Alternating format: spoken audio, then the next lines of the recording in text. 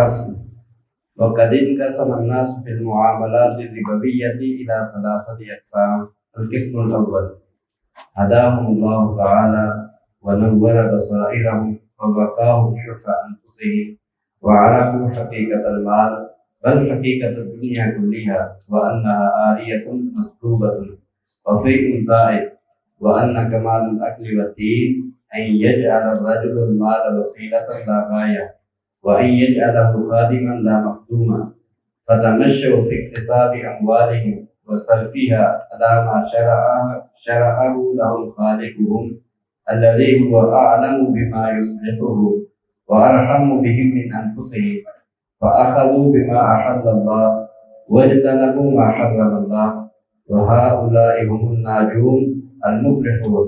قال الله تعالى ومن يوق شح نفسه فأولئك هم المفلحون. القسم الثاني یعنی کہ پہلی قسم کے وہ لوگ جو سود سے بچتے ہیں. من تعاملوا بالربا على وجه سليم إما جهلا منهم أو تجاهلا أو عنادا ومكابرة، وهؤلاء مستحقون لما تقتضيه حالهم من البعيد على عقد الربا على ما جاء في الكتاب والسنة. دوسرے لوگ جو ہے جو جان بوجھ کے سود کھاتے ہیں، یا تو وہ جہالت میں مبتلا ہیں یا جانتے ہیں لیکن پھر بھی، یا پھر عناد اور مقابرت کی وجہ سے. تو یہ ساری عقل ربا کی جو وعیدیں ہیں انہی کے لیے ہیں. القسم الثالث من تعاملوا بالربا على وجه الحيلة والمكر والخداع، وهؤلاء شر من القسم الثاني لأنهم وقعوا في مفسدتين، مفسدة الربا ومفسدة التحيل على الله تعالى. ولهذا قال بعض السلف في أهل الحيل يخادعون الله كما يخادعون الصبيان، لأن لو أنهم أتوا الأمر على وجهه لكان أهون. ونحن نذكر من هذين القسمين ما كان شائعا بين الناس. یعنی کہ تیسری قسم کے لوگ وہ ہیں جو سود کھاتے ہیں ہیلے بانے کے ساتھ، اسلامک بینکنگ کے نام پہ. انشورنس کو نام رکھ دیا تکافل کا، اور وہ گاڑی لیز پہ لینے کا، اپنا وہ کیا سود پہ لینے کا انہوں نے نام رکھ دیا اسلامی اجارہ. اور اسی طرح HBFC house building finance corporation والے جو کام کر رہے تھے اس کو بھی انہوں نے اجارے کے نام پہ جائز قرار دے لیا. اور وہ کام جو بینکوں والے کرتے تھے سکوک کی بے کا اور تورق کا، رننگ فنانس جس کو یہ بولتے تھے، اس کا نام انہوں نے رننگ مشارکہ رکھ دیا کہ میکسیمم لیمٹ ہم طے نہیں کرتے، منیمم انہوں نے بھی طے کی ہوتی ہے. ہیلے بہانے سے سود کھانے والے، یہ جو ہیلے بہانے سے سود کھانے والے ہیں یہ دوسری قسم سے بھی بدتر لوگ ہیں. اب ان کی مثالیں بیان کریں گے. فمن الشائع من القسم الثالث أن يأتي الرجل لشخص فيقول إني أريد من الدراهم كذا وكذا، فهل يمكن أن تدينني إياها العشر 11 أو أقل أو أكثر حسب ما يتفقان عليه؟ فيقول نعم. ثم يذهب الطرفان إلى رجل ثالث عنده سيارات أو بضائع مرصوصة، قد يكون لهذه البضائع عدة صنوات من السكر أو الهيل أو الأرز أو غيرها مما يتفق عند الرجل الثالث، فيشتريها الدائن من صاحبها شراء صوريا لا يهتم به ولا بسعره، ونقول إنه سوري لأن الدائن والمدين كلاهما لم يقصد السلعة بعينها، بل لو وجدا أي سلعة يحصل بها غرضهما اتفقا عليهما، ولذلك لا يحصل تقليد ولا تمحيص ولا مماكسة في الثمن ولا نقل ملكية في السيارات ونحوها ولا نقل للمبيع عن مكان البيع. فإذا اشتراه المدين بربحه الذي اتفقا عليه باعه على الرجل الثالث صاحب الدكان أو المورد بأقل مما اشتراه به الدائن غالبا، فيحصل النقص على المدين من هذا وذاك. قال شيخ الإسلام ابن تيمية رحمه الله في كتابه إبطال التحليل بلغني أن من البعض من أعد بذلا لتحليل الربا فإذا جاء الرجل إلى من يريد أن يأخذ منه ألفا بألف ومئتين ذهب إلى ذلك المحلل فاشترى منه المعطي ذلك البذل ثم يعيده للآخر ثم يعيده الآخر إلى صاحبه وقد عرف الرجل بذلك بحيث إن البذل الذي يحلل به الربا لا يكاد يفيقه البيع البطال. اب یہ دیکھیں، یہ انہوں نے مثال دی ہے، وہ شاید آپ کو یہ والی سمجھ نہ آئے، دوسری سمجھ لیتے ہیں. کھڑے ہوں آپ بھی کھڑے ہو جائیں، ایک بندہ ادھر سے کھڑا ہو جائے. یہ جاتا ہے اس بھائی کے پاس، آپ کا کیا نام ہے؟ ابو سفیان، سعد، انس. اچھا، سعد جاتا ہے ابو سفیان کے پاس، ابو سفیان کو کہتا ہے مجھے 1000 روپیہ چاہیے. اب یہ 1000 روپے کے بدلے 1200 روپیہ طلب کرے تو یہ تو مولوی صاحب فتویٰ لگا دیں گے کہ یہ سود ہے. اب یہ دونوں مل کے اس کے پاس جاتے ہیں، اس نے پیسے دینے ہیں، اس کو چاہیے. اب یہ کیا کہتا ہے کہ ایسے تو نہیں میں دوں گا، ہم کوئی سودا کر لیتے ہیں.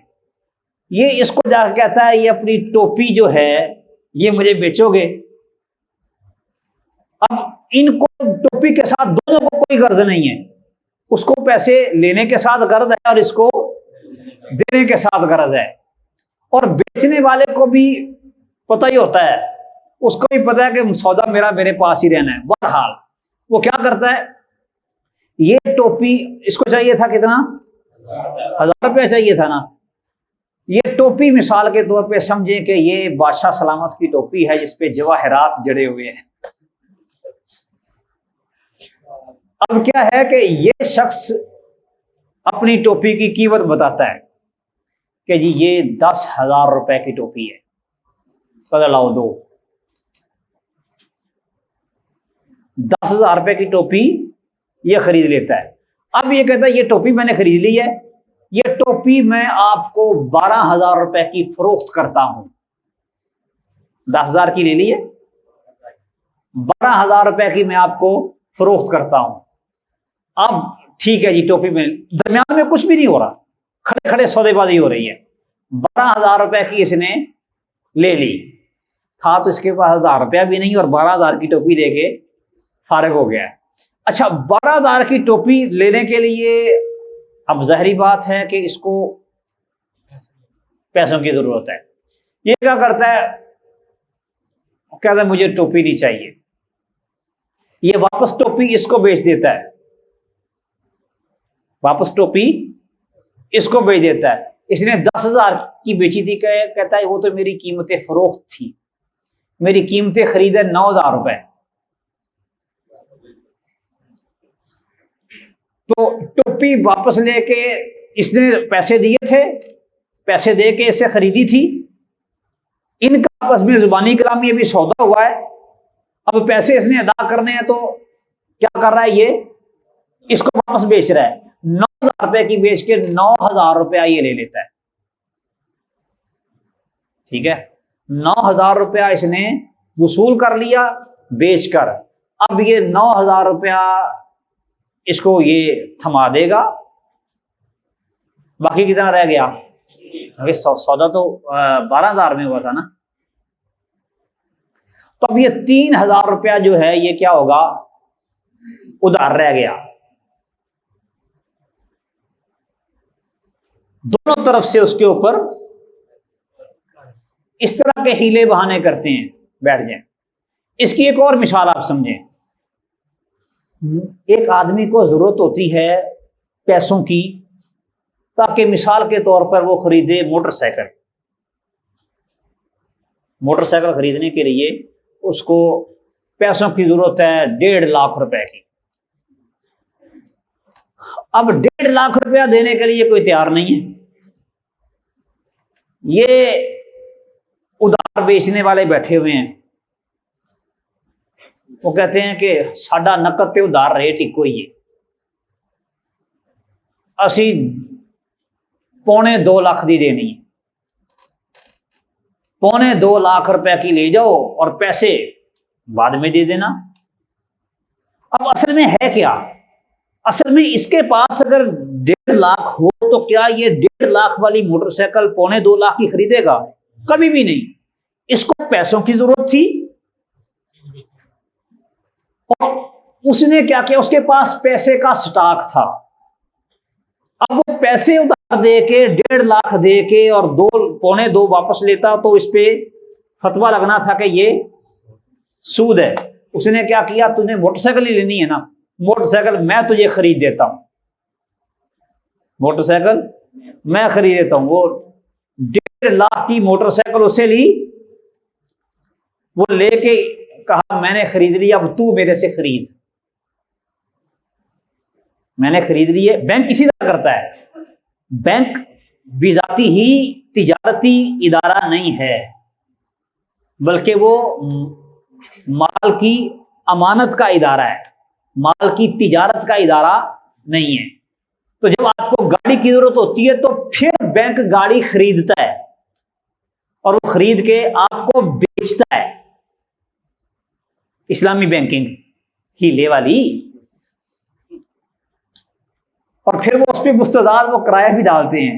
خیر اب وہ کہتا ہے کہ جی میں نے 1.5 لاکھ کی لے لی ہے موٹر سائیکل, میں اب اس کو بیچوں گا تو کم از کم منافع تو ہونا چاہیے نا, کوئی 20-25 ہزار روپیہ منافع رکھ کے وہ اس کو یعنی کہ 2.25 لاکھ روپے کی بیچ دیتا ہے. اب یہ 2.25 لاکھ کا کیا ہو گیا, مقروض. اس کو چیز چاہیے تھی, وہ چیز مل گئی, یہ اس کو استعمال کرتا ہے اور اس کو پھر وہ جو 2.25 لاکھ روپیہ ہے وہ اس کو ادا کرتا ہے 1.5 لاکھ والی موٹر سائیکل کا. یہ کیا ہے؟ ہیلا.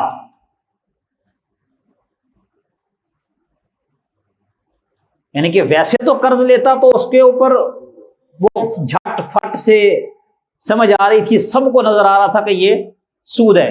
روپے کے بدلے انہوں نے کیا کیا, اس کو گھما دیا. اس نے روپیہ لے کے جو کام کرنا تھا وہ کر دیا. اسی طرح کا کام ہماری مارکیٹوں میں ایک اور ہوتا ہے. مثال کے طور پہ یہ موبائل بیچتے ہیں نا, موبائل قسطوں پہ, وہ قسطوں پہ موبائل خرید دیتا ہے بندہ. اب اس کو موبائل کی ضرورت نہیں ہوتی, موبائل کی اس کو ضرورت نہیں ہوتی, اس کو چاہیے ہوتے ہیں پیسے. پیسے کوئی دینے کے لیے تیار نہیں ہے. وہ کیا کرتا ہے, قسطوں پہ موبائل لے آتا ہے. قسطوں پہ موبائل لے کے اسی دکان پہ یا ساتھ دوسری دکان پہ اس کو بیچ دیتا ہے نقدوں میں, اور نقد اس کی مارکیٹ ویلیو سے بھی کم قیمت پہ بکتا ہے. جتنے پیسے اس کو چاہیے ہیں ہوتے ہیں وہ اس کو مل جاتے ہیں, حاصل ہو جاتے ہیں. گھاٹا نقصان اس کو پڑ گیا دونوں طرف سے, خریدا مہنگا مارکیٹ سے اور بیچا مارکیٹ سے سستا. ہاں ضرورت اس کو پیسے کی تھی, وہ جو درمیان میں موبائل آیا اس کے ساتھ اس کو کوئی غرض نہیں تھی. یہ ہمارے ادھر معاشرے میں ہو رہا ہے, اور یہ سارے کا سارا کیا ہے, ہیلا.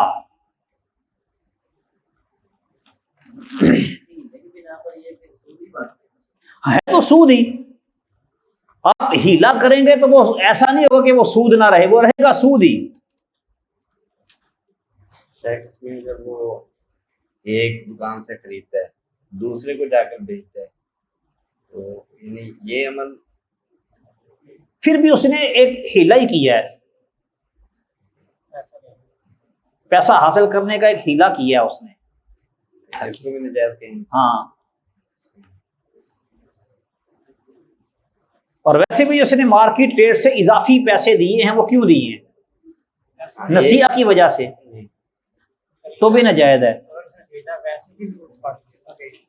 وہ ایک الگ چیز ہوتی ہے کہ ویسے بندہ اپنی ضرورت کو, وہ تو حقیقی بیع و شراء ہے نا, یہ حقیقی بیع و شراء نہیں ہوتی. یہ بے و شراء صرف علامتی ہوتی ہے، اور سارے دکانداروں کو پتا ہوتا ہے کہ قوم کے سارے گول ہی ہونا ہے، وہ سب کچھ جانتے ہوتے ہیں۔ دوسری قسم جو ہے وہ اس کی بیان کرتے ہیں،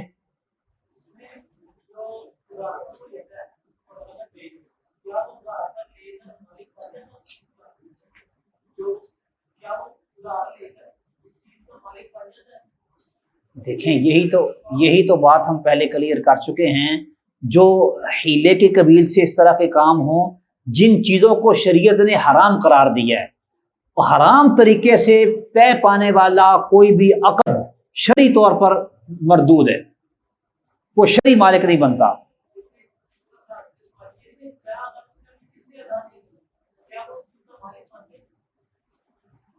ہم تو کہہ رہے ہیں کہ اس کا یہ عقد ہی درست نہیں ہے، اس کو واپس کرنا، رد کرنا یہ واجب ہے۔ ہم تو جڑ سے ہی اس کو ختم کر رہے ہیں، آگے جانے کی ضرورت ہی نہیں ہے۔ دوسری قسم انہوں نے ذکر کی ہے ربا البنوک، بینکوں کا سود۔ یہ قرض کی قسم ہے، یہ دو طرح کا ہوتا ہے کہ ایک تو یعنی کہ پیسہ لے کے اور پھر پیسہ ہی واپس کرتے ہیں قسطوں پہ آہستہ آہستہ، اور دوسرا یہ ہے کہ یعنی کہ آپ بینک کو پیسہ دے دیتے ہیں اور بینک آپ کو اس پر سود دیتا ہے۔ ایک ہے کہ بینک سے پیسہ لیں اور بینک اس پر سود دے، بینکوں سے یہ قرضے لون کی اسکیمیں ساری کی ساری ایسے ہی ہیں۔ اور جو لوگ سیونگ اکاؤنٹ میں پیسہ رکھتے ہیں وہ کیا ہوتا ہے، بینک کو پیسہ دے کے اس پہ پرسنٹیج کے حساب سے وہ مسلسل سود لیتے جاتے ہیں، اور یہ واضح طور پر سود ہے۔ ہاں جی، قال دکتور صدیق، قال الدكتور صديق محمد الأمين الظريف في بحثه الذي قدمه إلى مجمع الفقه الإسلامي المنبثق عن منظمة المؤتمر الإسلامي في دورة انعقاد مؤتمره الثاني، يتضح مما تقدم أن الفائدة التي تدفعها البنوك عند الاقتراض من الغير والفائدة التي تأخذها عند قرض الغير ربا محرم بإجماع المسلمين، سواء اعتبرنا النقود الورقية من الأموال الربوية وهو الحق أم لم نعتبرها، لأن هذه الفائدة من ربا الديون وليست من ربا البيوع، ولا يشترط في ربا الديون أن يكون المال من الأصناف الستة الربوية أو ما يلحق بها۔ یعنی کہ یہ واضح طور پر سود ہے جو بینکوں میں لین دین کیا جاتا ہے۔ آپ اس کو جو یعنی کہ ہے کرنسی، اس کو آپ جو بھی سمجھ لیں، بہرحال یہ سود ہی ہے، اور یہ سود بھی کون سا ہے، ربا الدین ہے، اور دین میں تو اضافہ، اس کے اوپر تو مسلمان متفق ہیں کہ یہ سود ہی ہوتا ہے، اور بینکوں میں یہی طریقہ کار چلتا ہے عام طور پہ۔ اولا ان كل زيادة او فائدة على الدين الذي حل اجله وعجز المدين عن الوفاء به مقابل تأجيله، وكذلك الزيادة او الفائدة على القرض منذ بداية العقد، هاتان صورتان ربا محرم شرعا۔ ثانیہ ان البدیل، یعنی کہ دو صورتیں ذکر کی ہیں، ایک تو یہ کہ آپ پہلے ہی طے کر لیں، لاکھ روپیہ دے کے پہلے ہی طے کر لیں کہ میں نے 1.25 لاکھ لینا ہے، اور دوسرا ہے کہ آپ نے پہلے طے نہیں کیا، بلکہ اس کے لیے آپ نے کہا ہے کہ 1 لاکھ روپیہ ہے اور مہینے کے لیے دے رہا ہوں، اور مہینے بعد تو نے مجھے 1 لاکھ ہی دینا ہے، ٹھیک ہے۔ اگر مہینے سے وہ لیٹ ہوا تو پھر اس کو ہر مہینے 5-5 ہزار مثال کے طور پر بڑھا لیں، تو یعنی کہ چاہے پہلے سے طے شدہ ہو، چاہے وقت کے گزرنے پر اس کے پاس پیسے نہیں ہیں، آپ جی اب 1,05,000 ہو گیا مہینے تک، اگلے مہینے پھر وہ 1,05,000 پورا نہیں کر سکا، پیسے نہیں ادا کر سکا، 1,10,000 ہو گیا، اس طریقے سے بڑھائیں یا پہلے ہی طے کر دیں، دونوں صورتوں میں بہرحال وہ سود ہی ہے۔ ثانیہ ان البديل الذي يضمن السيولة المالية والمساعدة على النشاط الاقتصادي حسب الصورة التي يرتضيها الإسلام هو التعامل وفقا للأحكام الشرعية۔ اور احکام شرعیہ کے مطابق معاملات ہوں گے تو ٹھیک ہوگا، وگرنہ نہیں۔ ثالثا قرر المجمع التأكيد على دعوة الحكومات الإسلامية إلى تشجيع المصارف التي تعمل بمقتضى الشريعة الإسلامية وتمكين إقامتها في كل بلد إسلامي لتغطي حاجة المسلمين كي لا يعيش المسلم في تناقض بين واقعه ومقتضيات عقيدته والله أعلم۔ آئیے انہوں نے قرارداد پیش کی ہے کہ تمام تر اسلامی حکومتیں اس چیز کا اہتمام کریں کہ ہر اسلامی ملک کے اندر ایسے مالی معاملات کے لیے قوانین وضع کیے جائیں اور ان کے لیے مواقع فراہم کیے جائیں کہ جن کے ذریعے مسلمان اسلامی طریقے کے مطابق زندگی گزار سکیں۔ ونقل الدكتور علي بن أحمد السالوس الفائدة على أنواع القروض كلها ربا محرم لا فرق في ذلك بين ما يسمى بالقرض الاستهلاكي وما يسمى بالقرض الإنتاجي وكثير الربا في ذلك وقليله حرام والإقراض بالربا محرم لا تبيحه حاجة ولا ضرورة والاقتراض بالربا حرام كذلك ولا يرتفع إثمه إلا إذا دعت إليه ضرورة وكل امرئ مطلوب لدينه في تقرير ضرورته وبذلك أصبحت فوائد البنوك من الحرام البين ولم تؤدى من الشبهات ولا مجال إذن للخلاف ولا في الفتاوى الفردية فمن أفتى قبل هذا الاجتماع فهو معذور ماجور مغفور له إن شاء الله عز وجل ومن أراد أن نرد على أعقابنا خاسرين ونعود القهقرة ونخالف هذا الإجماع فلا عذر له ونخشى أن يكون خاطئا آثما غير مغفور له۔ یہ انہوں نے یعنی کہ ایک معتمر تھا بہت بڑا، اس میں یہ سارے معاملات ڈسکس ہوئے اور علماء نے اتفاق کیا، اس کی طرف اشارہ کر رہے ہیں کہ اس بارے میں اس وقت کے موجود تمام تر لوگوں کا اجماع ہے کہ جو قرض کا سود ہے، قرض پر اضافہ، وہ کسی بھی صورت میں ہو وہ حرام ہی ہے، چاہے وہ قرض انتاجی ہو یا استہلاکی۔ انتاجی قرض یعنی کہ قرض لے کے میں کوئی کاروبار کرنا چاہتا ہوں، دوسرا قرض لے کے میں اپنے گھر کی گھریلو ضرورت پوری کرنا چاہتا ہوں۔ یہ جو گھریلو ضروریات ہے وہ تو ہلاک ہو گیا نا، استعمال ہوا اور ختم۔ قرض انتاجی میں کیا ہوتا ہے کہ قرض لے کے کوئی چیز بنائی جاتی ہے، بہر دو صورت کسی بھی قسم کا قرض ہو، استہلاکی قرض ہو یا انتاجی، بہرحال اضافہ قرض کی وجہ سے وہ سود ہی سود ہوگا۔ اور یہ نہیں کہا جائے گا کہ جی چونکہ اس کی ضرورت ہے تو لہذا اس کو جائز ہونا چاہیے۔ آخر یہ بھی تو مسئلہ ہے نا، الضرورات تبیح المحظورات۔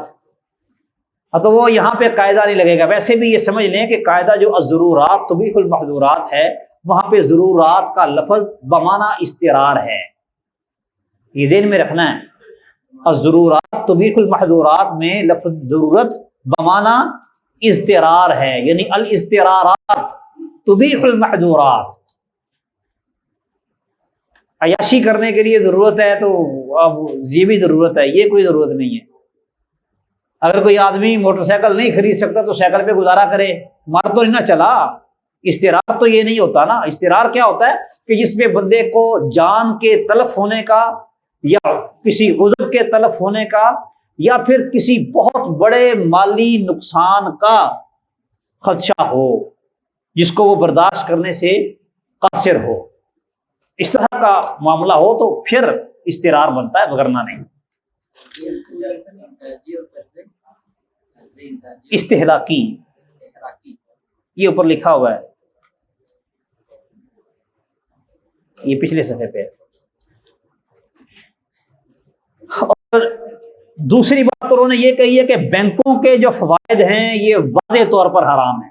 بینکوں سے حاصل ہونے والے جتنے بھی فوائد ہیں وہ آپ کو کہتے ہیں جی آپ ہمارا ATM کارڈ یوز کریں، آپ کو اتنے % ڈسکاؤنٹ ملے گا KFC میں، اتنے % میکڈونلڈ پہ، اتنے % فلانے پیٹرول پمپ پہ. جس طرح کا بھی فائدہ ہے حرام ہی حرام ہے. آنکھیں بند کر کے سمجھ لیں یہ بات، یعنی کہ اس مؤتمر کا خلاصہ بیان کر رہے ہیں. اور پھر کہتے ہیں کہ اس مؤتمر سے پہلے ہم نے معاملات کو بڑا کھول کے گہرائی کے ساتھ ماہرین کی رائے کے ساتھ دیکھا ہے. اس سے پہلے اگر ان میں سے کسی قسم کو کوئی جائز قرار دیتا تھا تو وہ تو معذور تھا، لیکن اب چونکہ معاملہ بالکل واضح ہو چکا ہے، کھل چکا ہے، ہم ان جدید مسائل کو سمجھ چکے ہیں، لہذا اب کوئی اس کے جواز کا فتویٰ دے یا جائز قرار دے تو وہ معذور نہیں ہوگا.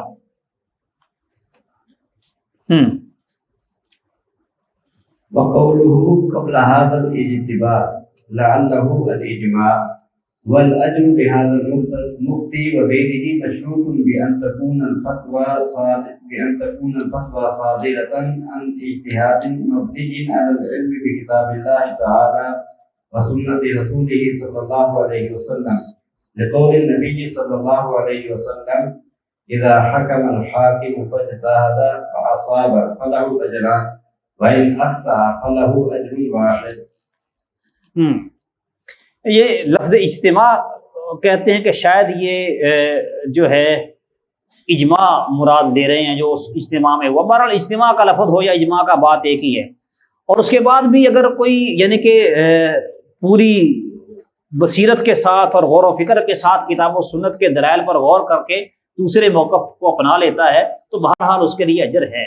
تو یہ ان کی جو بات ہے کہ اس اجتماع کے بعد اور اجماع کے بعد اگر کسی نے دوسرا فتویٰ دیا تو اس کے لیے وہ یعنی کہ وہ اجر بھی ختم ہو رہا ہے اور وہ معجور کے بجائے عاصم ہو رہا ہے. تو یہ بہرحال محل نظر ہے، یہ انہوں نے نقد کیا ان کے قول پہ.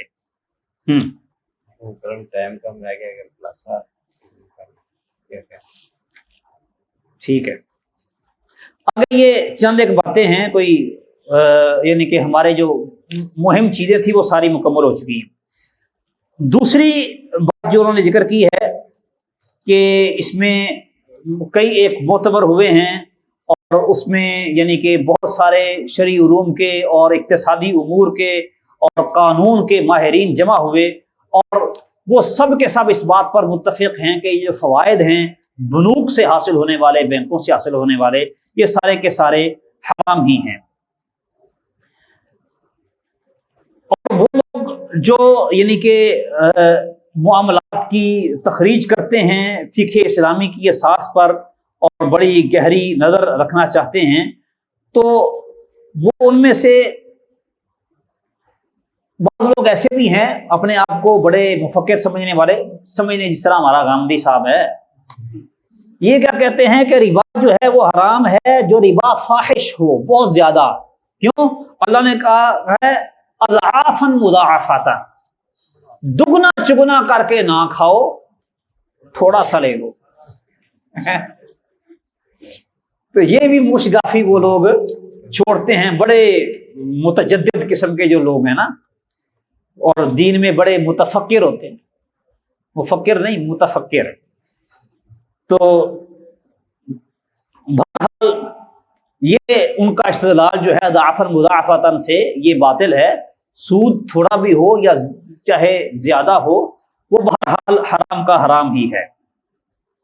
اور لوگوں کی جو حالت ہے سودی قرضے لینے کے لیے اگر آپ ان کو مضطر اور مجبور قرار دیتے ہیں اور یہ قاعدہ پیش کر دیتے ہیں ضرورات تبیح المحظورات، تو یہ بھی مغالطہ ہے، یہ بھی درست نہیں ہے. کیونکہ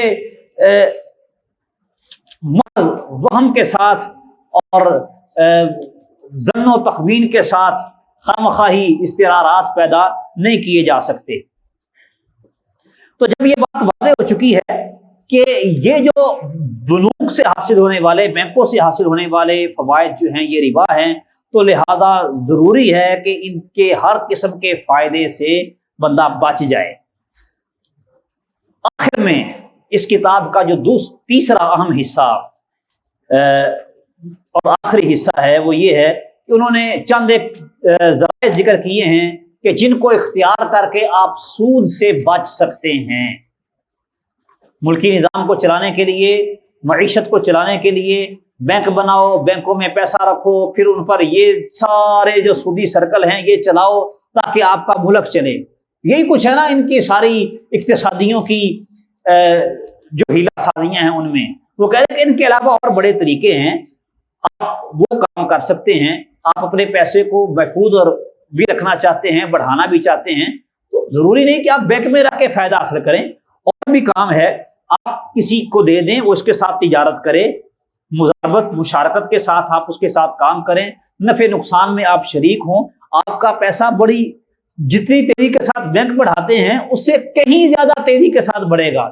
اگرچہ اس کے اندر نقصان کا بھی اندیشہ ہوتا ہے، لیکن بہت سارا منافع بندہ کما چکا ہوتا ہے، کبھی جلدی بھی ہو جاتا ہے. آپ اس پر پابندیاں لگا سکتے ہیں کہ آپ نے میرے پیسے کے ساتھ فلاں علاقے میں کام کرنا ہے، فلاں قسم کا کام کرنا ہے. مثال کے طور پر آپ کہہ دیتے ہیں کہ جانور نہیں خریدنے، ڈنگر کا کاروبار نہیں کرنا، کیوں ڈنگر مار گیا تو پیسہ یکدم گیا. ایسے ہوتا ہے نا، حیوان میں یہ خدشہ موجود ہے. جبکہ دوسرا مال ہے، پڑا ہوا مارکیٹ اوپر ہو گئی ہے نیچے ہوگی، وہ تھوڑا بہت ہی فرق پڑے گا. یعنی جتنی بھی احتیاطیں آپ سے ہو سکتی ہیں وہ آپ اس کو کرنے کے لیے کہہ سکتے ہیں کہ ایسے کر لے ایسے کر لے. اور اس میں آپ یہ بھی مقرر کر سکتے ہیں کہ اتنے عرصے کے لیے میں آپ کو پیسہ دے رہا ہوں. یعنی مضاربت کی وہ ساری مختلف صورتیں انہوں نے ذکر کی ہیں کہ ان طریقوں کے ساتھ آپ کر سکتے ہیں. اور دوسرا یہ کہ آپ کارخانے بنائیں. آپ کے پاس پیسہ ہے، کارخانہ لگا لیں. کارخانہ لگائیں گے، فیکٹری لگائیں گے، لوگوں کو روزگار ملے گا اور آپ کو نفع ملے گا. اور پھر لوگوں کو آپ خدمات فراہم کریں، کسی بھی قسم کی خدمات، چاہے ان کو وہ کوئی اڈا بنا دیں، کوئی اور چیز بنا دیں، لوگ جس سے آ کے فائدہ اٹھائیں، کوئی سرائے بنا دیں، کوئی ہوٹل بنا دیں، کوئی ریسٹورینٹ، کسی بھی قسم کی آپ خدمات لوگوں کو دیں اور لوگ اس میں کام کریں گے تو آپ کو بھی اس سے فائدہ ہوگا. اسی طرح آپ امپورٹ ایکسپورٹ کا کام کر لیں، دوسرے ملکوں سے سامان منگوائیں اور بیچیں. اور پھر اسی طرح آپ اپنا پیسہ زراعت کے مال میں لگا دیں، کھیتی باڑی میں لگا دیں. تو یہ بھی ایک بہترین طریقہ کار ہے. آپ پیسہ ہے آپ کے پاس، زمین خرید لیں، زمین خرید کے آپ اس پر زراعت کریں، ادھر سے فائدہ اٹھاتے رہیں اور زمین بھی مہنگی ہوتی رہے گی اور اس کو بیچ بھی دیں.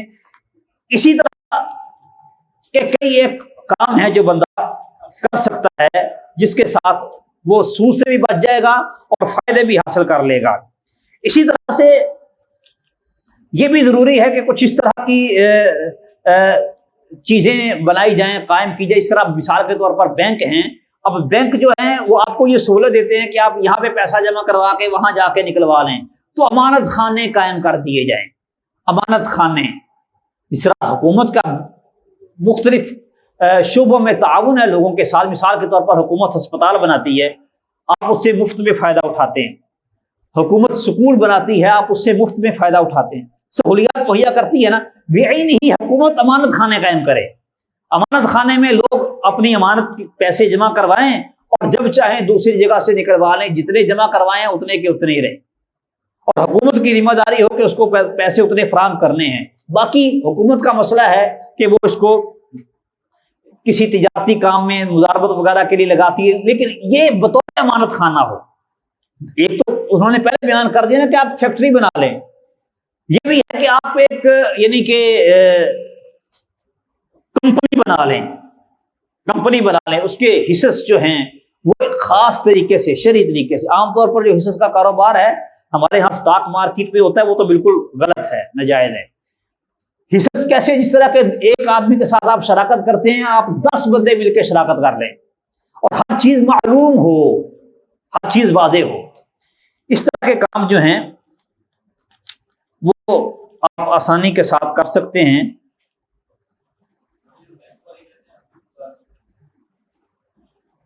بس یہی تقریباً سارا اس کا خلاصہ ہے. جو باقی ہے بچا ہوا چند ایک صفحات کا. بینک والے جو کہتے ہیں کہ ہم بھی یہ کام کرتے ہیں، یہ دعویٰ صرف اور صرف کرتے ہیں اسلامک بینکوں والے. ویسے کمرشل بینکوں والے بھی یہ دعویٰ کرتے ہیں، تو میں آپ کو اشارہ دے چکا ہوں کہ یہ عام طور پہ جو کرتے ہیں تبرک اور رننگ فنانس کے نام سے یہ کام کرتے ہیں. روزانہ کی بنیاد پر ان کا طے شدہ ہوتا ہے منافع، جو کہ منیمم 6% تک، بسوں کا 3% تک جاتا ہے اور میکسیمم یہ 15-16% تک جاتا ہے. وہ مختلف اوقات میں یہ اتار چڑھاؤ ان کا چلتا رہتا ہے. تو اسی کو اسلامک بینک جو ہیں وہ رننگ مشارکے کا نام دے لیتے ہیں.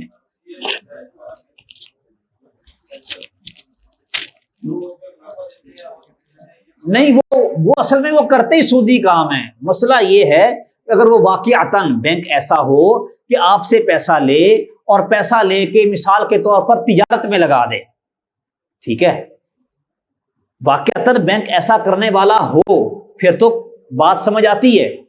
چاہے وہ ایک آدمی کرے یا ایک کمپنی اس طرح کا کام کرے وہ تو ٹھیک ہوگا. لیکن یہ کیا کرتے ہیں کہ یہ چونکہ انہوں نے اپنے خرچے بھی نکالنے ہوتے ہیں اور ان کو یہ بھی ہوتا ہے کہ اگر ہم نے یہ ظاہر کیا کہ ہمیں اتنے لاکھ کا نقصان ہو گیا ہے اور یہ لاکھوں کا نقصان سارے کسٹمرز پر وہ تقسیم کریں گے تو کیا ہے، ہماری گڈ ول کم ہو جائے گی.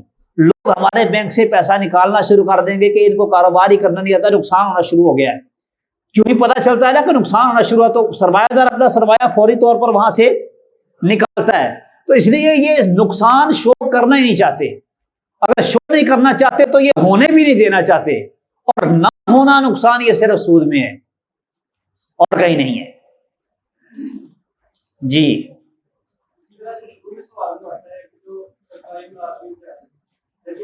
ہاں، یہ جو لیتے ہیں ان کا جو جی پی فنڈ ہے اس میں سمجھ لیں ایک ہے کہ جتنی ان کی تنخواہوں میں سے کٹوتی ہوئی ہے وہ ان کے لیے جائز ہے اور جو اس کے اوپر ہے وہ ناجائز ہے. باقی رہی جو ان کی پینشن کا مسئلہ ہے، پینشن تو ان کی خدمت کا ہی عوض ہوتا ہے، وہ ایک اور چیز ہے، وہ جائز ہے.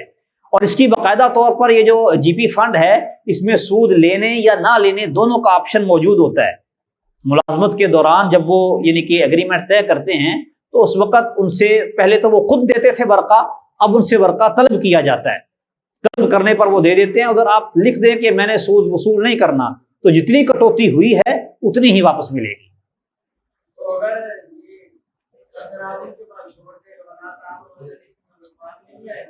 بالکل نہیں آئے گا. یہ ایک بہت بڑا اشکال ہے، اس کو سمجھ لیں. کہتے ہیں بینک میں پیسہ رکھا تھا اس پہ سود لگ گیا، یا مطلب ہے کہ وہ گریجویٹی جو ہے وہ جی پی فنڈ وغیرہ جو ہے وہ بڑھتے بڑھتے اب وہ اتنا ہو گیا ہے، اگر میں نہیں لوں گا تو ان سود خوروں کے قبضے میں رہے گا. سود خوروں کے قبضے میں رہے گا تو وہ اس سے اور زیادہ سودی کام کریں گے. سوال یہ وہ پیسہ آپ کا ہے؟ آپ کا ہے ہی نہیں. آپ کا تو صرف وہ ہے جو آپ نے دیا ہے بس، باقی آپ کا ہے ہی نہیں. جب آپ کا ہے ہی نہیں، آپ کی بلا سے وہ جو مرضی کرتے پھریں. آپ نے یہ دیکھنا کہ میرا کیا ہے، آپ اپنا لے کے سائڈ پہ ہو جائیں، باقی وہ جانے ان کا کام جانے، وہ آپ کا ہے ہی نہیں.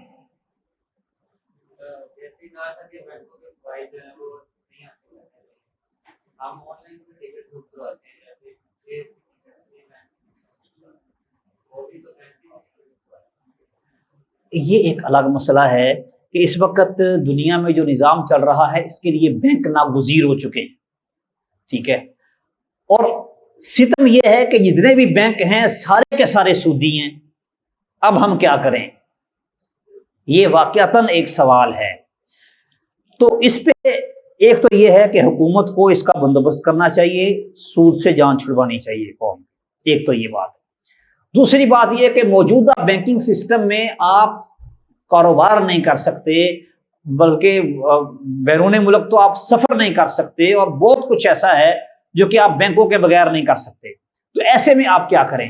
ایسے میں آپ یہ کریں کہ آپ کرنٹ اکاؤنٹ بنوائیں، کرنٹ اکاؤنٹ کھلوائیں اور کوشش کریں کہ وہ آپ کا ٹرانزیکشن اکاؤنٹ ہو فقط.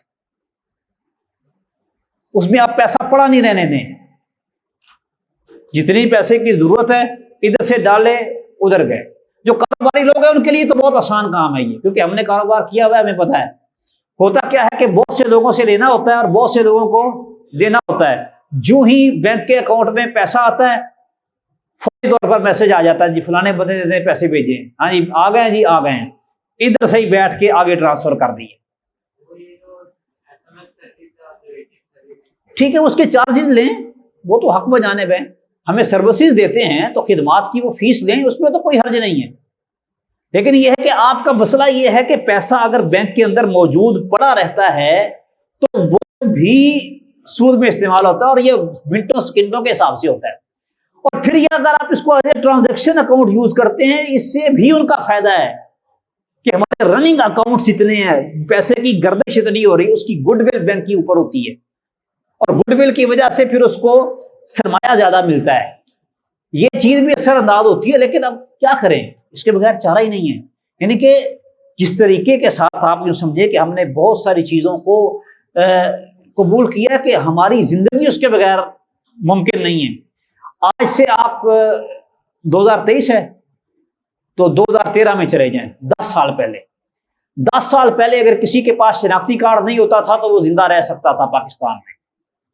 آج جس کے پاس شناختی کارڈ نہیں ہے وہ پاکستان میں نہیں رہ سکتا.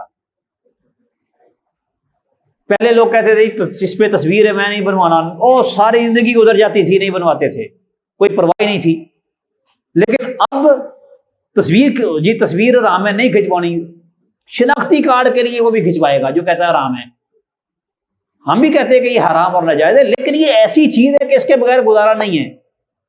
پھر آپ کی جیب میں نوٹ، اس کے اوپر بابا قائد اعظم بنا ہوا ہے، ہر وقت اٹھائے پھرتے ہیں ساتھ. وعید بھی ہے کہ تصویر جو ہے ڈیجیٹل تصویر کے اوپر تو چلو کہتے ہیں کہ یہ چونکہ اس کے اندر ہی اندر رہتی ہے، یہ عکس ہے، فلاں ہے فلاں ہے، یہ وہ بہت کچھ کر لیتے ہیں، اس کے اوپر تو کچھ بھی نہیں کہہ سکتے نا. تو وہ 24 گھنٹے پاس ہے اور رحمت کے فرشتے نہیں آتے. ہاں جی، کیا کریں گے بھائی، ہم مستر ہیں، آپ کچھ کر ہی نہیں سکتے.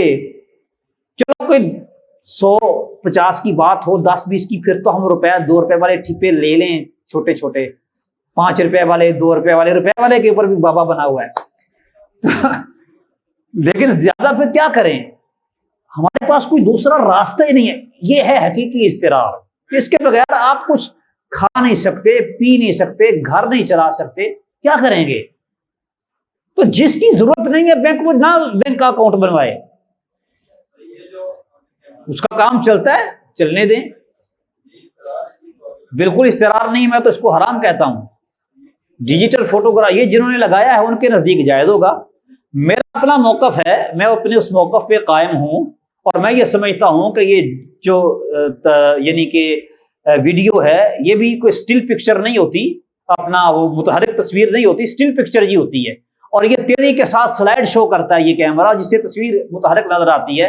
اور یہ جو ہے اس کے اندر حرمت کا جو عنصر ہے وہ اس دور میں جو تصویریں بنتی تھیں ان کی نسبت زیادہ ہے. وجہ اللہ تعالیٰ کا ناراض ہونا ہے، یضاہئون خلق اللہ، یہ وجہ بیان کی ہے نا کہ یہ اللہ کی تخلیق کی مشابہت اتارتے، اس وجہ سے اشتد غضب اللہ، اللہ تعالیٰ کا غصہ ایسی قوم پر بڑا سخت ہے جو اللہ کی تصویر کی نقالی اتارتے ہیں. کسی نے کرنی ہے تو یہ جو غیر ذوات الارواح ہیں ان کی بنا لے، ذوات الارواح کی نہ بنائے. تو اس میں تو تشابہ وہ ہاتھ سے بنائی گئی تصویر کی نسبت کہیں زیادہ ہے، تو لہذا اس کی حرمت اس سے زیادہ سخت ہے. ہاں، جو لوگ اس کے جواز کے قائل ہیں وہ اپنے دلائل رکھتے ہیں، اپنے دلائل دیتے ہیں، اور وہ کہتے ہیں کہ یہ تصویر ہے ہی نہیں، اس کو تصویر ہی صحیح سرے سے نکال دیتے ہیں، کچھ اس کو عکس سمجھ لیتے ہیں، جبکہ ہم کہتے ہیں جو ہاتھ سے بنائی جاتی ہے وہ بھی عکس ہی ہوتا ہے. نبینا آدمی تصویر نہ بنا سکتا کیونکہ اس کی آنکھوں میں عکس نہیں ہوتا. آنکھوں سے دیکھنے والا کیا ہے، وہ کیا کرتا ہے، اس کے دماغ میں عکس جاتا ہے، اس عکس کو اپنے ہاتھ کے ساتھ اتار دیتا ہے.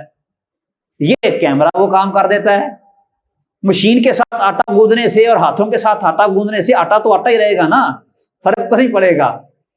تو بہرحال اجتہادات ہیں جن چیزوں کے اندر یعنی کہ دو رائے ہو علماء کی اور اجتہاد ہو، اس میں اختلاف سائغ ہو اور گنجائش موجود ہو دوسرے قول کی بھی، تو دوسرے قول کا ہم احترام کرتے ہیں کہ وہ اپنی سمجھ کے مطابق عمل کریں، ہم نے اپنی سمجھ کے مطابق عمل کرنا ہے. اگر کوئی تصویر بناتا ہے، اس کا اجتہاد ہے کہ یہ ٹھیک ہے تو ٹھیک ہے کرے، ہم اس پہ اپنا حکم اپنا قول مسلط نہیں کرتے، نافذ نہیں کرتے کہ نہیں جو مجھے سمجھ آئی ہے تو نے وہی ماننا ہے. نہیں، اللہ نے سوال کیا کرنا ہے، ماذا عاملہ فیما علیما، اپنے علم کے مطابق عمل. جو مجھے سمجھ آیا ہے میں اس کے مطابق عمل کروں گا، جو انہیں سمجھ آیا وہ اس کے مطابق عمل کریں گے.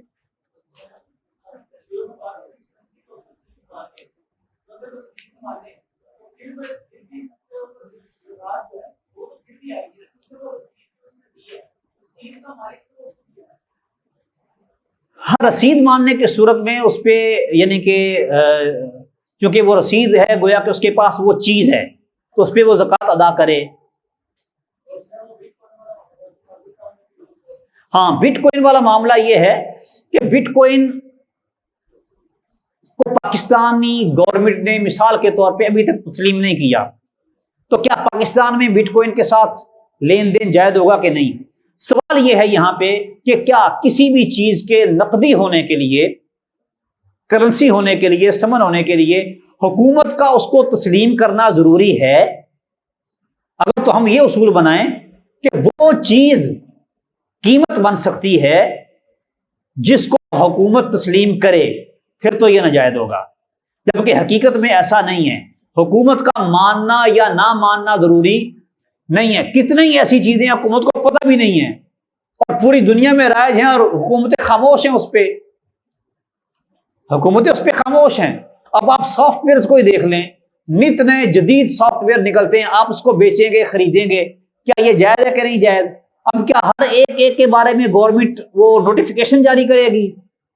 کوئی ضروری نہیں ہے۔ اور کرنسی کے لیے بھی شریعت نے یہ لازم قرار نہیں دیا کہ آپ کا امیر المؤمنین، خلیفۃ المسلمین یا جو بھی آپ کا امیر ہے، حاکم ہے، وہ اس کو تسلیم کرے، کرنسی قرار دے پھر کرنسی بنے گی۔ یہ قید نہیں ہے کرنسی کے کرنسی ہونے کے لیے۔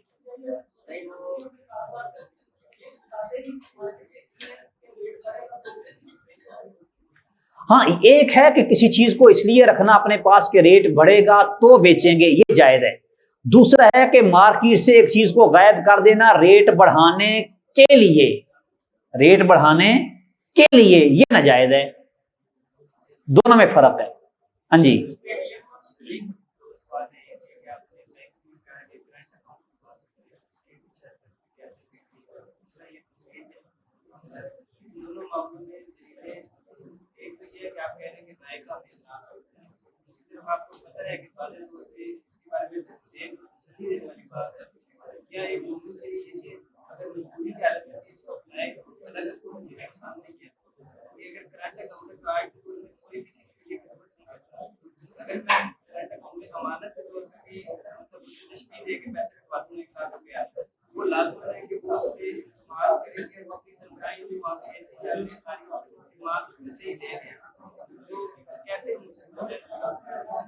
اس لیے میں نے کہا نا آپ اس کو as a transaction account use کریں، اس میں پیسہ پڑا نہ رہنے دیں۔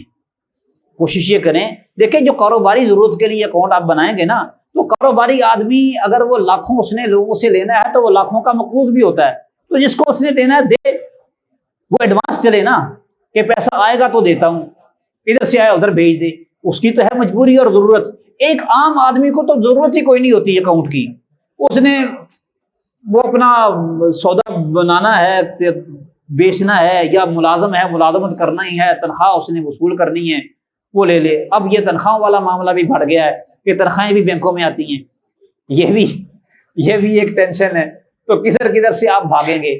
یعنی کہ جو چیز تو واقعاتاً آپ کو مجبور کر رہی ہے، آپ کے پاس اور کوئی راستہ ہی نہیں ہے، کوئی دوسرا راستہ آپ کے پاس ہے ہی نہیں، اس کو تو ٹھیک ہے آپ اپنائیں گے، لیکن جہاں پہ آپ کو اس کا متبادل ملتا ہے اس کو چھوڑ دیں۔ جگہ جو ہوتی ہے، جگہ کسی کو دیتے ہیں تو ایک مین پہ ہے، ایک سائڈ پہ ہے، ان کا ریٹ اس کے بارے میں کیا؟ اب تو یہ جو جگہ کے بدلے جگہ کا تبادل ہے یہ ہو جائے گا۔ ہاں جتنی زیادہ قیمت اس کی وہ لے گا، اس سے ہاں جی ہاں، یہ جوا اور سود اور بلکہ ساتھ غرر بھی شامل کر لیں، ان تین چیزوں کا یہ معجون مرکب ہے۔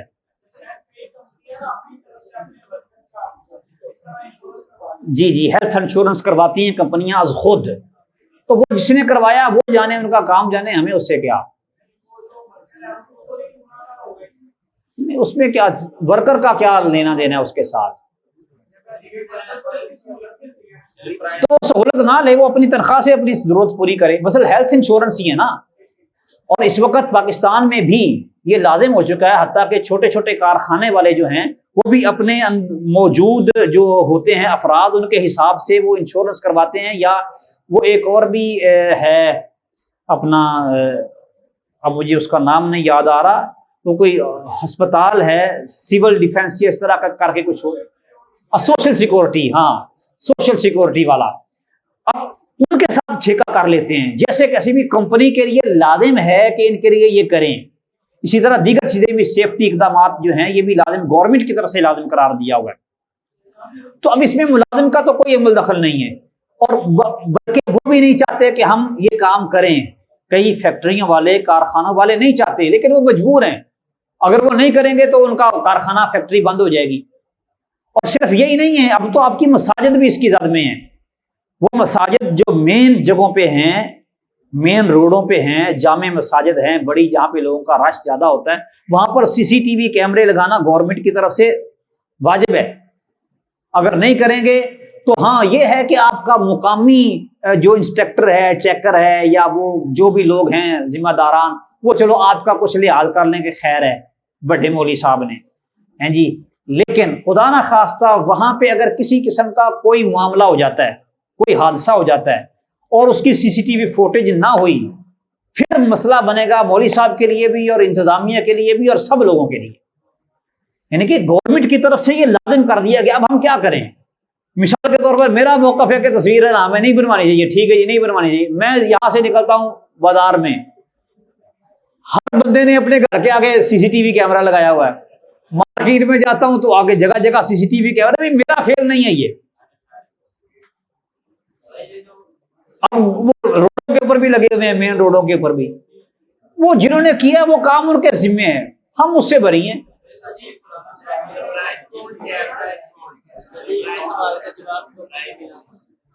ایک منٹ, پرائز بانڈ جو ہے یہ بھی جوا ہے, پرائز بانڈ بھی جوا ہے, اس سے بچ جائیں.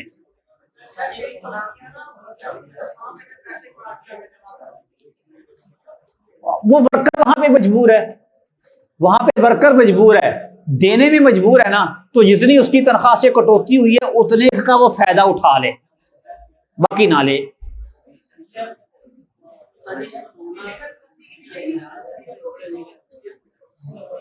ہاں پیپر کرنسی اور ڈیجیٹل کرنسی, کرپٹو کرنسی کے برابر ہیں, حکم ان کا ایک ہی جیسا ہے.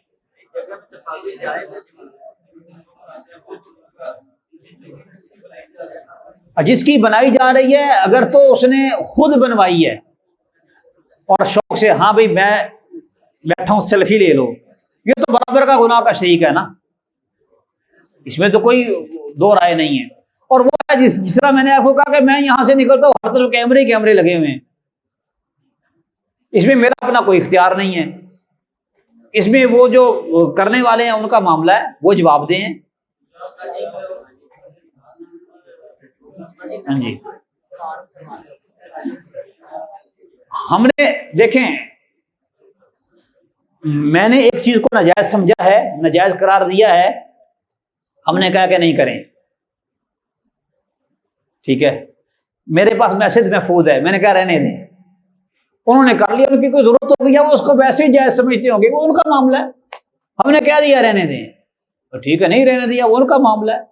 ہم ان کو ان کے علم کے مطابق عمل کرنے پہ آزاد سمجھتے ہیں.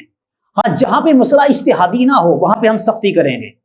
جہاں پہ اجتہادی ہو, اب اس کے اوپر بھی مسئلہ ہے. اب یہ آپ کے موبائل کے اندر مثال کے طور پر تصویر موجود ہے, آپ اس کو اوپن کرتے ہیں تو کیا ہوتا ہے, گویا کہ آپ مشین کو آرڈر دے رہے ہیں کہ وہ جو کوڈز میں نے آپ کو دیے تھے ان کو جمع کر کے اور تصویر نئے سرے سے بنا کے اسکرین پہ ڈسپلے ہوتی ہے. آپ براؤزنگ کرتے ہیں, فیس بک مثال کے طور پہ دیکھ رہے ہیں, کوئی ویب سائٹ دیکھ رہے ہیں, جو تصویریں آ رہی ہیں وہ نئے سرے سے پیدا ہو رہی ہوتی ہیں اس میں. تو یعنی کہ اس میں تصویر کو اوپن کرنا اور تصویر کھینچنا برابر ہے. اب یعنی کہ یہ مسائل ہیں اور مسلسل مسائل ہیں, تو ان کو آپ دیکھیں کہ اس میں لوگوں کا اجتہاد ہے کہ یہ روشنیاں چونکہ ہمیں تصویر نظر آتی ہے, کیوں نظر آتی ہے, اس کا ایک سبب ہے کہ چیز سے روشنی ٹکرا کے ہماری آنکھوں میں جاتی ہے, تو اس روشنی کی وجہ سے ہم دیکھ رہے ہیں. یہاں پر تو روشنی خود نہیں پیدا ہو رہی ہوتی ہے, چیزیں ٹکرا کے تو نہیں آ رہی ہوتی نا, نئی روشنی پیدا ہو رہی ہوتی ہے. اور پھر وہ کہتے ہیں روشنی چونکہ دنیا کی سب سے تیز رفتار ترین چیز ہے روشنی, تو اس میں قرار اور ٹھہراؤ ہے ہی نہیں, قرار اور ٹھہراؤ ہے ہی نہیں. ایک ترتیب کے ساتھ روشنیاں پیدا ہو رہی ہیں جو کہ مسلسل تصویر کو شو کر رہی ہیں, لیکن اس میں ٹھہراؤ نہیں ہے، تو پھر آپ اس کو کیسے تصویر کہہ سکتے ہیں؟ یہ تصویر ہے ہی نہیں۔ مضبوط اشکالات ہیں ان کے بھی اشکالات مضبوط ہیں، اس لیے ہم کہتے ہیں کہ ان کو جو سمجھ آئی وہ اپنی سمجھ کے مطابق عمل کریں، ہمیں جو سمجھ آئی ہے ہم اس کے مطابق عمل کریں گے۔ بینک میں جو سیکورٹی گارڈ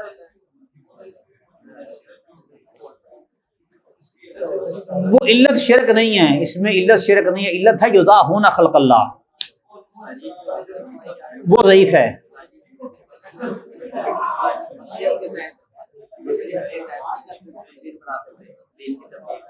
بھائی دین کی تبلیغ کے تحت، اچھا یہ موضوع نا دوسرا ہو گیا ہے۔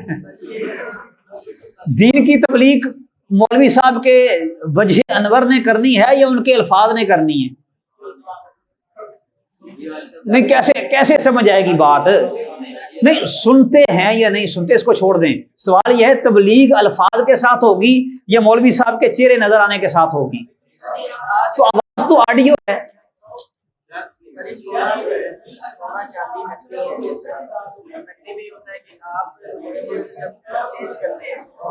ایک منٹ ذرا شور نہ کریں۔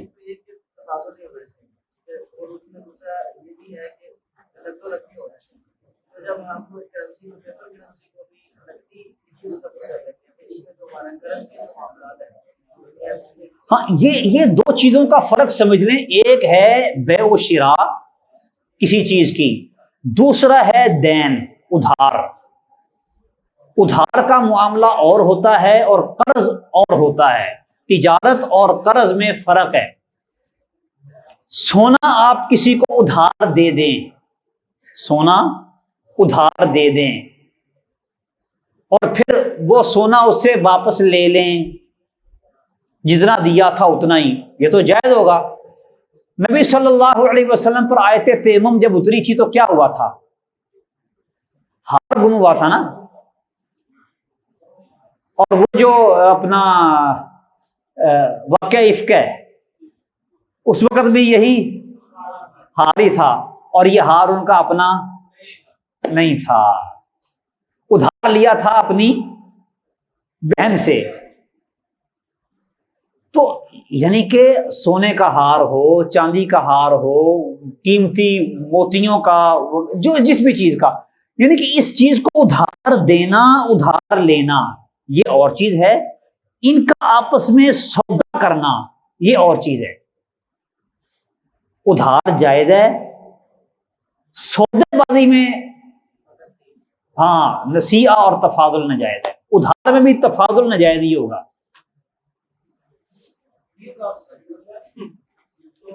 وہ بھی ایسے یہ اس میں بھی آپ کا سب کچھ وہ بن کے پہلے اس کے سرور پر اپلوڈ ہوتا ہے، پھر سرور سے اگلے کے سسٹم میں ڈاؤن لوڈ ہوتا ہے، پھر وہ ڈسپلے پہ آتا ہے، اور یہ کام 1 ملی سیکنڈ میں ہو جاتا ہے سپیڈ کے تیز ہونے کی وجہ سے۔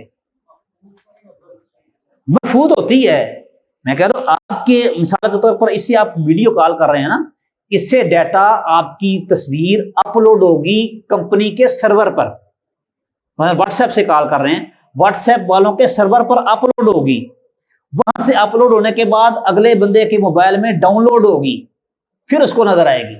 یہ اتنے وقت تک وہ گھومتی جا رہی ہے، اگلے بندے نے اس کو پھاڑ کے پھینک دیا ہے محفوظ نے کی، وہ تو اس کی مرضی ہے۔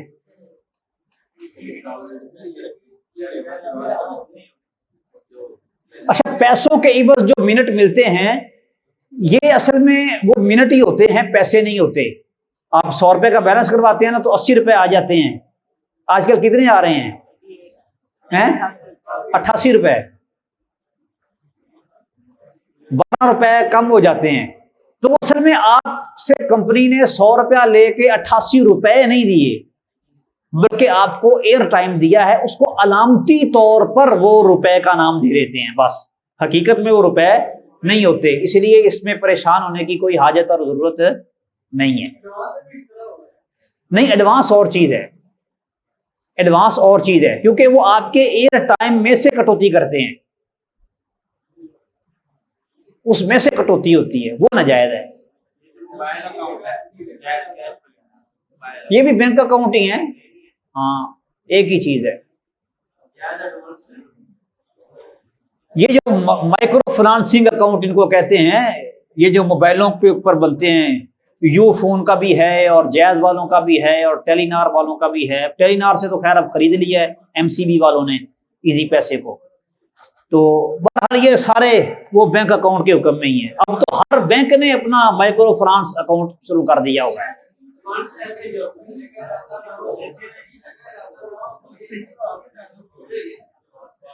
کس کی؟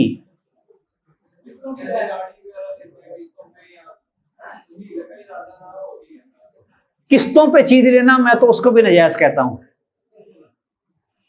کیونکہ سوال پھر وہی آ جاتا ہے کہ 12 لاکھ کی گاڑی ہے، قسطوں پہ وہ آپ کو ملتی ہے 16 لاکھ کی، کیوں؟ کیونکہ آپ کے پاس پیسے نہیں ہیں. یہ بے ہے ہی نہیں، اور یہ بے جمع قرض ہے، اکیلی بے نہیں ہے.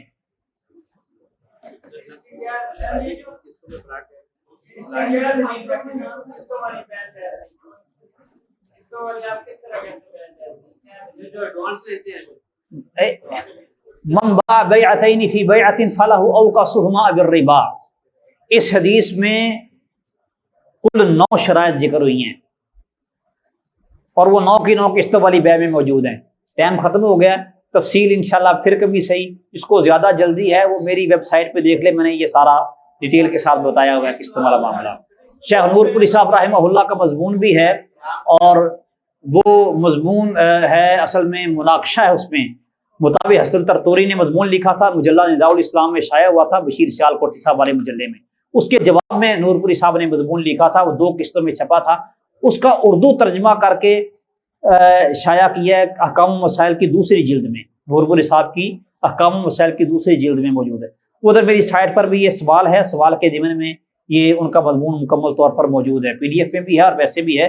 وہ اس کو دیکھ لیں آپ، انشاءاللہ اس سے فائدہ ہوگا. دونوں طرف کے دلائل بھی سامنے آئیں گے اور دلائل کا جو رد ہے وہ بھی سمجھ آ جائے گا. ٹھیک ہے، اذان دے.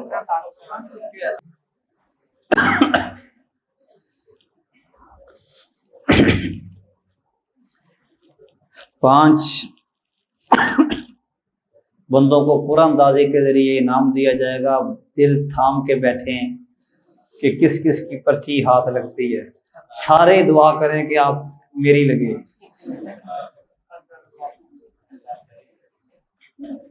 ایک پکڑیں جی.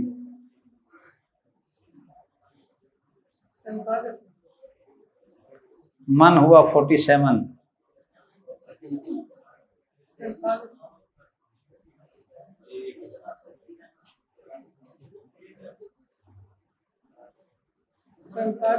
سینتالیس نمبر کون ہے؟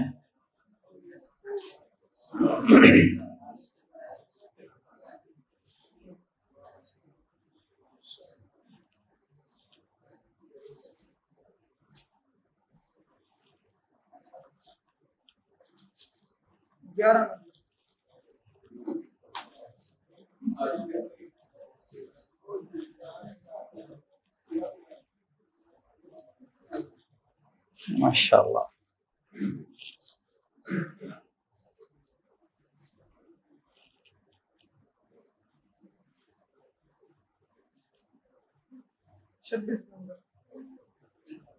چھبیس.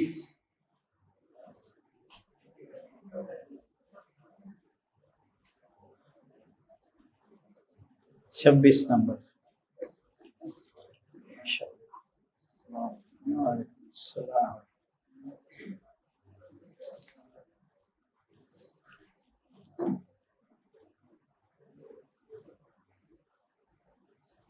نمبر.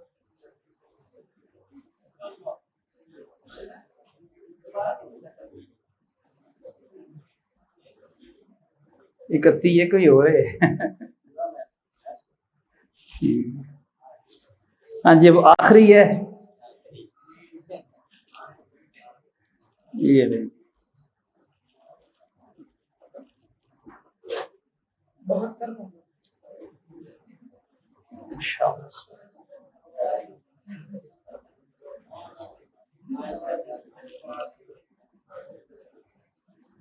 السلام.